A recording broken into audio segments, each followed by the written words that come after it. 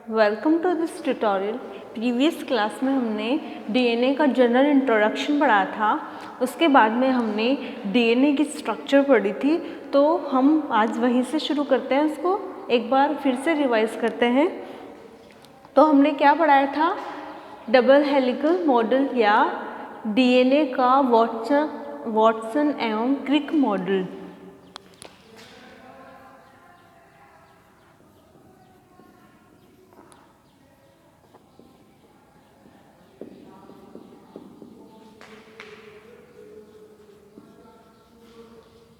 तो सबसे पहले डीएनए की संरचना का अध्ययन विल्किंस नामक वैज्ञानिक ने किया था।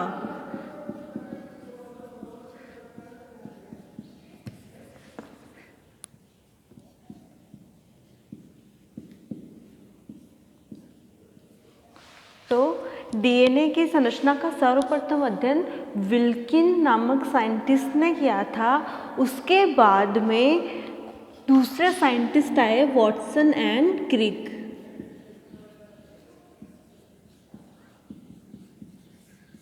तो इन्होंने 1952 में डीएनए की संरचना दी। तो फर्स्ट साइंटिस्ट कौन थे जिन्होंने डीएनए की संरचना का अध्ययन किया, लेकिन वो उसको प्रूव नहीं कर पाए या उसका प्रायोगिक प्रमाण नहीं दे पाए? तो वो साइंटिस्ट कौन थे? विल्किन। तो सबसे पहले डीएनए की संरचना का अध्ययन विल्किन ने किया था। उसके बाद में दो साइंटिस्ट आए, वॉटसन एंड क्रिक। तो उन्होंने 1952 में एक्सरे क्रिस्टलोग्राफी की हेल्प से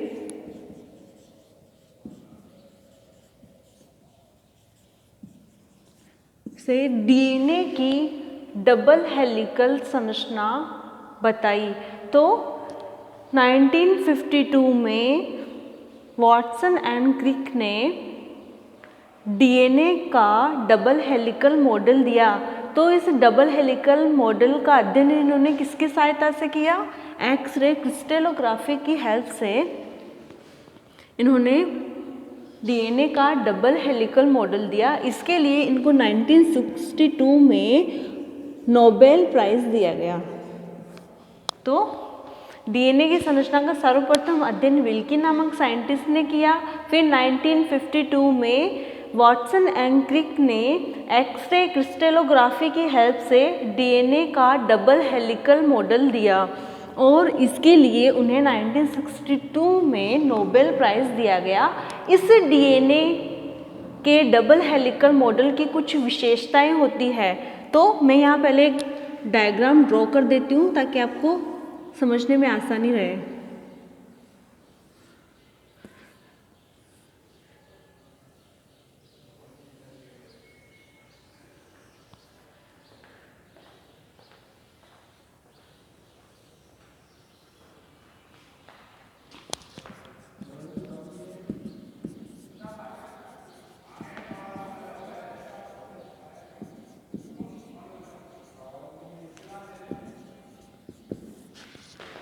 तो डीएनए का आणविक भार या मोलिक्यूलर वेट, इसकी कुछ विशेषताएं थी। तो विशेषताएं कौन कौन सी हुई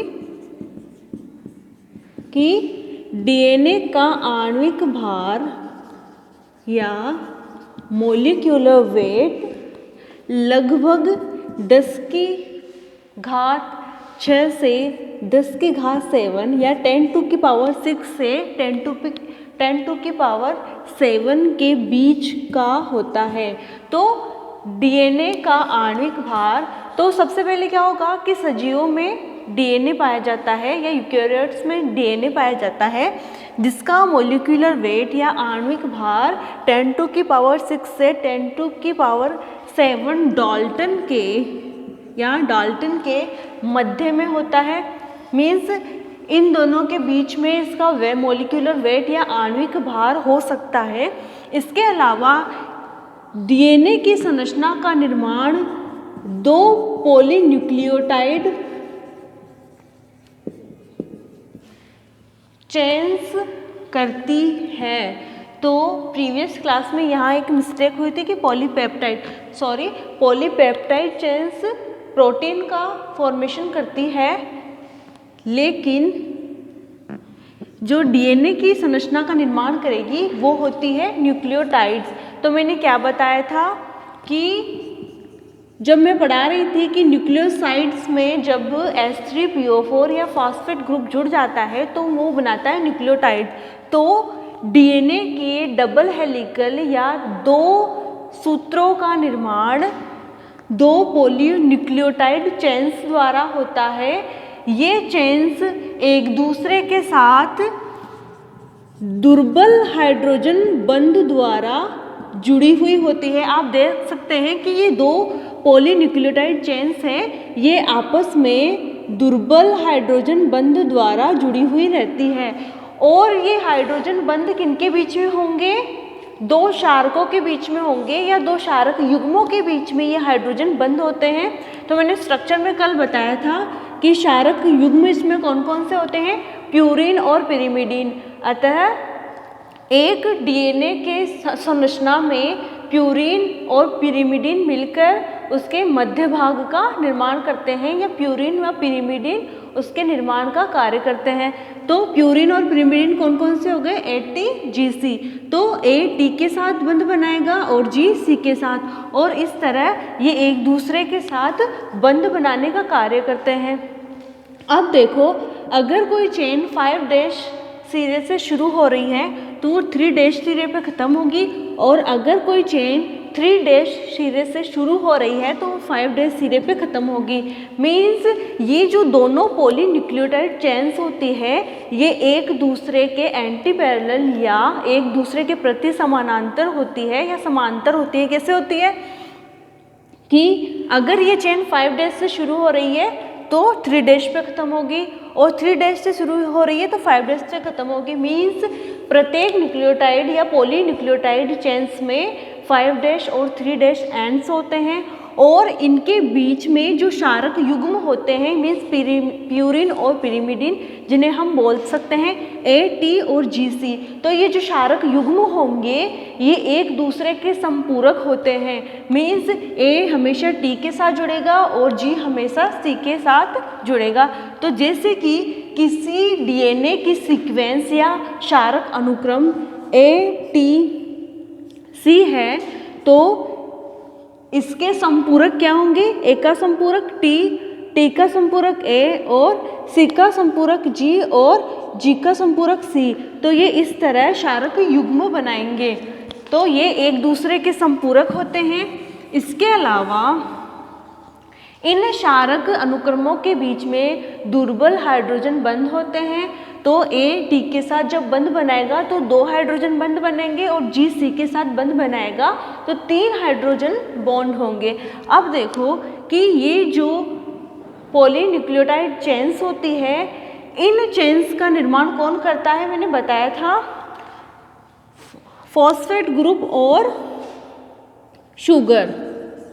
तो मैंने बताया था H3PO4 और पेंटो शुगर मिलके डीएनए की बैकबोन या आधार स्तंभ का या रीढ़ का निर्माण करते हैं। तो रीढ़ का निर्माण कौन करेंगे? पेंटो शुगर और फॉस्फेट ग्रुप।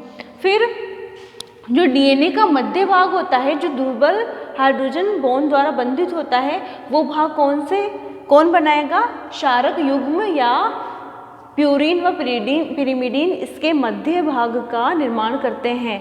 फिर इस डीएनए की पूरी स्ट्रक्चर में 2 खांचे पाई जाती है, 2 प्रकार के खांचे पाई जाती है। कौन कौन सी? मेजर और माइनर। तो 2 खांचे पाई जाएगी, कौन कौन सी? Major and minor. तो ये हो गई मेजर ग्रुप और ये हो गई माइनर ग्रुप, है ना।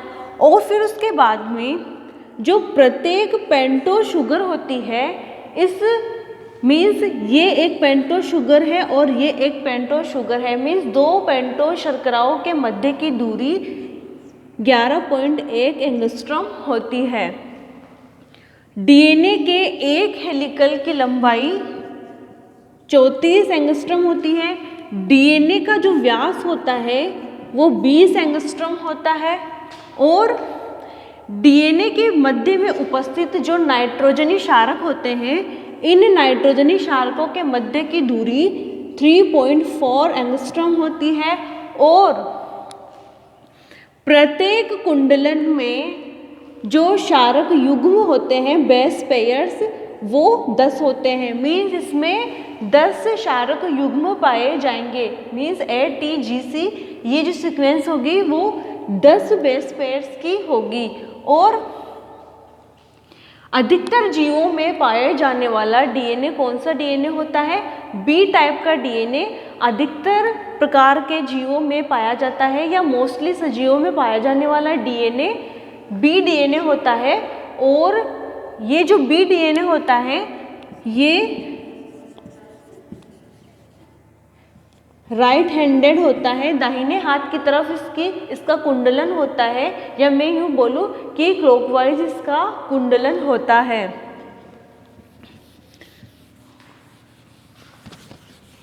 फिर आ जाते हैं आपके डीएनए के टाइप्स। तो अधिकतर जीवों में पाया जाने वाला डीएनए कौन सा डीएनए होता है?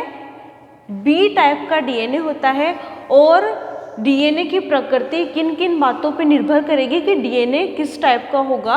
तो उनमें उपस्थित क्षारक अनुक्रमों या उसमें उपस्थित बेस पेयर्स की सीक्वेंस क्या होगी, या मीन्स उसके अनुक्रम क्या होंगे, उन क्षारक युग्मों की संख्या कितनी होगी, उनका झुकाव कितना होगा, कुंडलन की लंबाई क्या होगी, एक कुंडलन का व्यास क्या होगा, या कंप्लीट डीएनए का व्यास क्या होगा, और उस कुंडलन में उपस्थित बेस पेयर्स कितने होंगे, ये इस बात पे उसका नेचर या उसकी प्रकृति निर्भर करती है।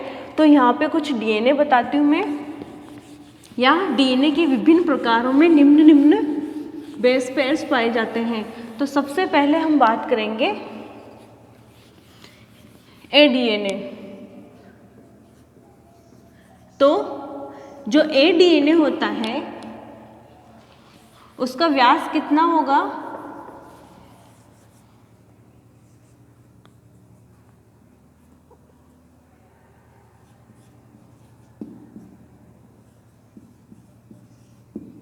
एडीएनए का व्यास और लंबाई 23 एंगस्ट्रॉम व 28 एंगस्ट्रॉम होती है क्रमशः। फिर आ जाता है आपके बी डीएनए। तो जो ए डीएनए होता है उसका व्यास कितना होगा? 23 एंगस्ट्रॉम, और उसकी लंबाई कितनी होगी? 28 एंगस्ट्रॉम। और उसके अलावा उसमें एक जो कुंडलन का घुमाव होगा वो कुंडलन का घुमाव होता है दाईं तरफ, ठीक है, या क्लॉकवाइज। जो बी डीएनए होता है तो बी डीएनए में मैंने बता दिया कि उसका व्यास कितना होगा? 20 एंगस्ट्रॉम, और उसकी लंबाई कितनी होगी? 34 एंगस्ट्रॉम। और इसका भी जो रोटेशन होगा वो दाईं तरफ होगा, राइट हैंडेड होगा। फिर आ जाता है आपके सी डीएनए। तो सी डीएनए का व्यास कितना होगा? 19 एंगस्ट्रॉम, और उसकी लंबाई कितनी होगी? 31 एंगस्ट्रॉम। और इसका भी या इसके कुंडलन का घुमाव भी दाहिने हाथ की तरफ होगा या राइट हैंडेड होगा। फिर आता है आपके डी डीएनए। तो इस डी डीएनए का व्यास भी 19 एंगस्ट्रॉम होगा, और उसके अलावा उसकी लेंथ होगी 24 एंगस्ट्रॉम, और इसका घुमाव भी राइट हैंडेड या दाहिने हाथ की तरफ होगा। घुमाव से मतलब है, कंसिडर करो कि ये कोई इलास्टिक रबर है और हम इसे जैसे ऐसे घुमाते हैं तो इसमें स्पाइरल या कुंडलन आएंगे। इन कुंडलनों का घुमाव किस तरफ होगा उसके हिसाब से इन्हें राइट हैंडेड और लेफ्ट हैंडेड कहा जाता है। फिर आता है आपके फिफ्थ टाइप जेड डीएनए। तो जो जेड डीएनए है इसकी खोज किसने की थी? वांग एट ऑल ने। मीन्स जो वैंग एट ऑल है या वैंग और उसके साथियों ने मिलकर जेड डीएनए की खोज की थी। ये कृत्रिम डीएनए होता है या इसे कृत्रिम रूप से संश्लेषित या कृत्रिम रूप से संश्लेषित प्रकार का डीएनए होता है। और इस डीएनए में जिगजैग फॉर्म पाई जाती है, मीन्स कहीं पे इसकी ग्रूव ज़्यादा होगी, कहीं इसकी ग्रूव कम होगी, कहीं ज़्यादा होगी, कहीं कम होगी, या क्षारक जो उसमें अनुक्रम होते हैं, या मैं बोलूँ कि पेंटोस शुगर का जो विन्यास होता है वो आगे पीछे जिगजैग फॉर्म में होता है, इसलिए इसे जिगजैग या जिगजैग डीएनए भी कहते हैं। और इस जो डीएनए है, इस डीएनए में एक कुंडलन में 12 बेस पेयर पाए जाते हैं, और जो डीएनए है उसके एक कुंडलन में 11 बेस पेयर पाए जाते हैं। बी डीएनए में एक कुंडलन में, मीन्स प्यूरिन और पिरिमिडीन के अनुक्रम, तो एक कुंडलन में 10 बेस पेयर पाए जाते हैं। सी डीएनए में एक कुंडलन में 9 बेस पेयर पाए जाते हैं, और डी डीएनए में एक कुंडलन में 8 बेस पेयर पाए जाते हैं, और जो जेड डीएनए है उसमें 12 बेस पेयर पाए जाते हैं, और इसका जो व्यास होता है वो 4.11 mm के लगभग होता है। तो विभिन्न प्रकार से हम डीएनए को डिफ्रेंशिएट या विभेदित कर सकते हैं कि स्पीसीज टू स्पीसीज डीएनए का व्यास अलग अलग होता है। तो जितने भी टाइप के डीएनए हैं, तो मैंने आपको डीएनए के टाइप पढ़ाए थे, ए डीएनए, बी डीएनए, सी डीएनए, डी डीएनए और जेड डीएनए।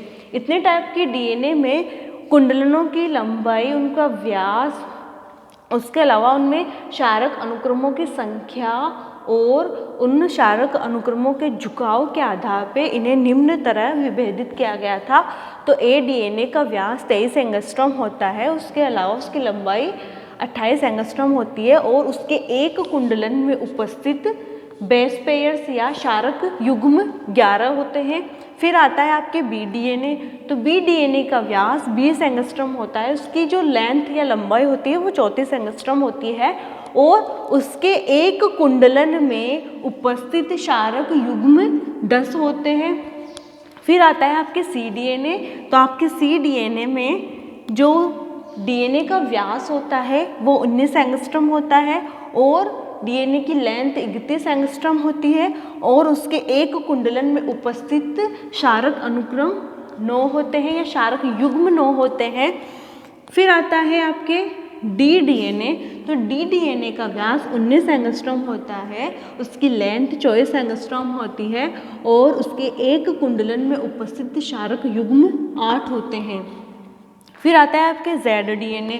तो जेड डीएनए को उसकी जिगजैग फॉर्म के कारण, जिगजैग यू, तो इसकी जिगजैग फॉर्म के कारण इसे जेड डीएनए या जिगजैग डीएनए भी कहते हैं। और ये कृत्रिम रूप से संश्लेषित डीएनए होता है, जिसकी खोज वैंग एट अल या वैंग व उसके साथियों ने की थी, और इसका व्यास 4.11 mm के लगभग होता है, और इसके एक कुंडलन में उपस्थित क्षारक युग्म 12 होते हैं। फिर देखो आपके जो डीएनए होता है, उस डीएनए में मोस्टली जेड डीएनए में जो जनरल डीएनए होता है, बी टाइप का डीएनए, उसकी संरचना में मैंने आपको बताया था कि पेंटोस शुगर इस क्रम में विन्यासित रहती है, और इन दोनों के बीच में एक फॉस्फेट ग्रुप जुड़ा हुआ होता है। तो आपके जो सजीवों में पाए जाने वाला नॉर्मल प्रकार का या सामान्य प्रकार का डीएनए होता है वो बी डीएनए होता है। और मैंने आपको डीएनए की संरचना पढ़ाते वक्त बताया था कि उसमें शुगर फॉस्फेट ग्रुप्स के द्वारा सीधी एक चेन में सीधी अरेंज होती है, और उसके प्रति समांतर दूसरी चेन में वो उल्टी, मीन्स इस टाइप से विन्यासित होती है।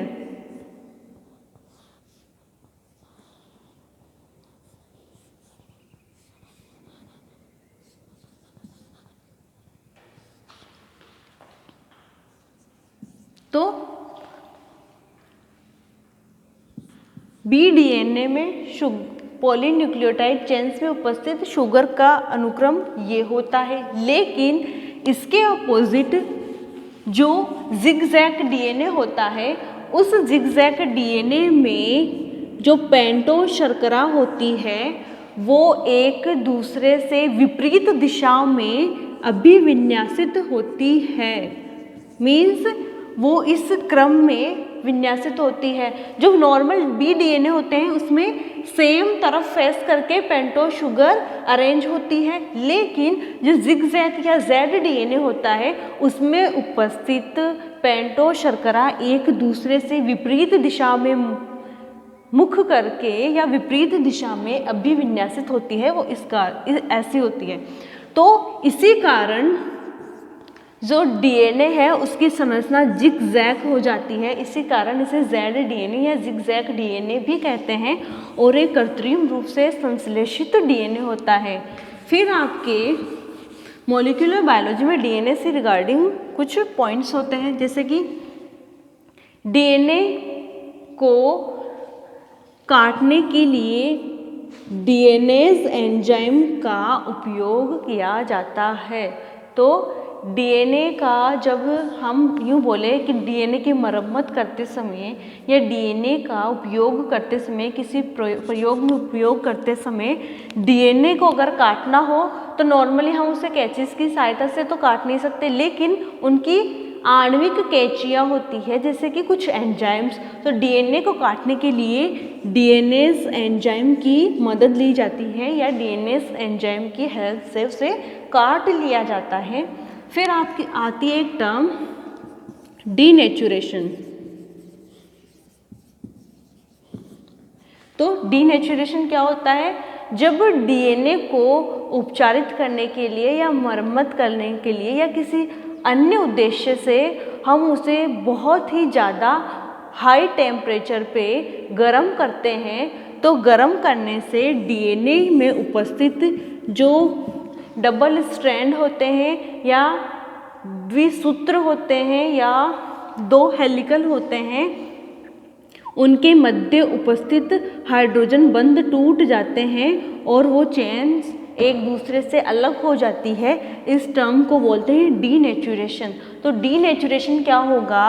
जब डीएनए को अत्यधिक तापमान पे या हाई टेम्परेचर पर गर्म किया जाता है तो डीएनए की दोनों श्रृंखलाओं के बीच में उपस्थित हाइड्रोजन बंध टूट जाते हैं, जिससे कि वो दोनों श्रृंखलाएं एक दूसरे से अलग हो जाती है। और जब ये अलग हो जाती है तो इस कंप्लीट प्रोसेस को बोलते हैं डीनेचुरेशन। फिर होता है रीनेचुरेशन।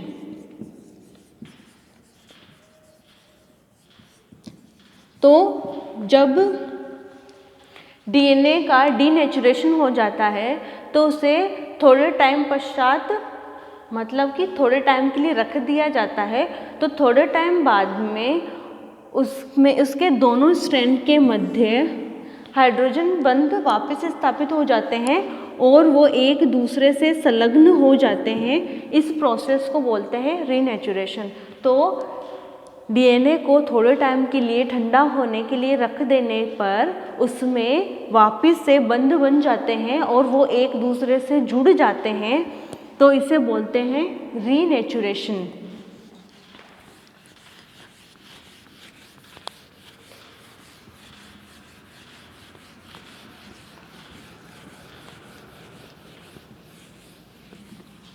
फिर आता है आपके दूसरा टॉपिक क्रोमेटिन या गुणसूत्र। तो इंटरफेज अवस्था में सेल के न्यूक्लियस में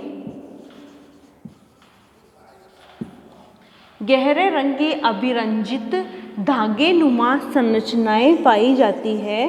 कंसिडर करो कि ये कोई सेल है और इसके मध्य में ये है केंद्रक या न्यूक्लियस। तो सेल डिवीज़न की जब इंटरफेज आती है, अंतरा अवस्था आती है, तब न्यूक्लियस में कुछ गहरे रंग की अभिरंजित धागेनुमा संगठित संरचनाएं पाई जाती है। ये धागेनुमा संरचनाएं क्या कहलाती है? क्रोमोनीमेटा।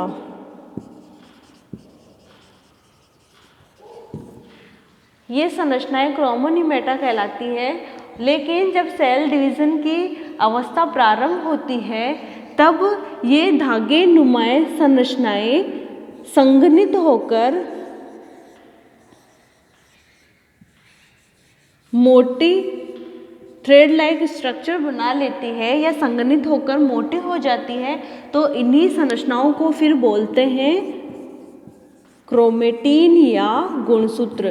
तो नॉर्मली गुणसूत्र क्या होंगे कि इंटरफेस के दौरान न्यूक्लियस में कुछ धागे नुमा बिखरी हुई संरचनाएं पाई जाती है जो गहरी अभिरंजित होती है।